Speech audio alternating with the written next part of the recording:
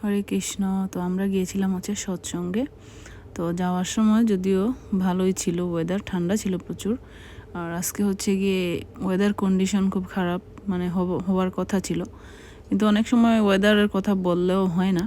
তো কিন্তু দেখা গেল আজকে না, একদম মানে স্লিট পড়তেছে ঝনঝন করে, এগুলা বরফের মতো, মানে রেইনের মতো পড়তেছে, কিন্তু যখনই মাটিতে পড়ছে তখন কিন্তু শক্ত হয়ে যাচ্ছে, মানে ঠান্ডায়, এত ঠান্ডা। আর দেখো কি ঝনঝন করে পড়তেছে।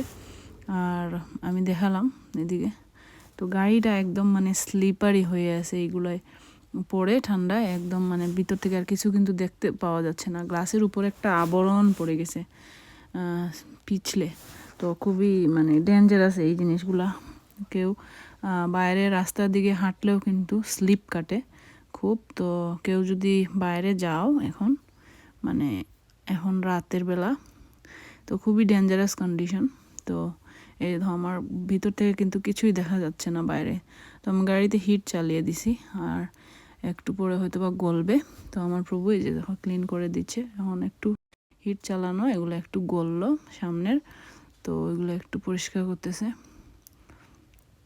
সবারই একই কন্ডিশন, গাড়িতে সবাই ক্লিন করতেছে গাড়ি, মানে খুবই অবস্থা খারাপ। এগুলো কিন্তু খুবই খারাপ, স্নোর থেকেও কিন্তু এটা ডেঞ্জারাস, কারণ এটা খুব স্লিপ কাটে, গাড়িগুলোও কিন্তু স্লিপ কাটে, এদিকে ওইদিকে চলে যায়। তো ড্রাইভ করতে হলে মানে খুবই সেফলি আস্তে আস্তে যাইতে হয়।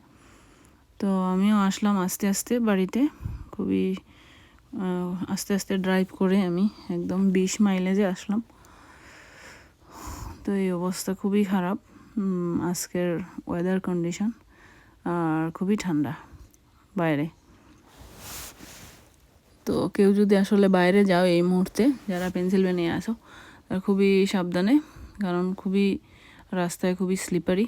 দেখো আমার গাড়িটা কীরকম হয়ে আছে একদম, এখানে কিন্তু ক্রাঞ্চি আর শক্ত, এগুলো কিন্তু ধরতে মানে স্লিপ কাটতেছে আমার আঙ্গুলগুলা।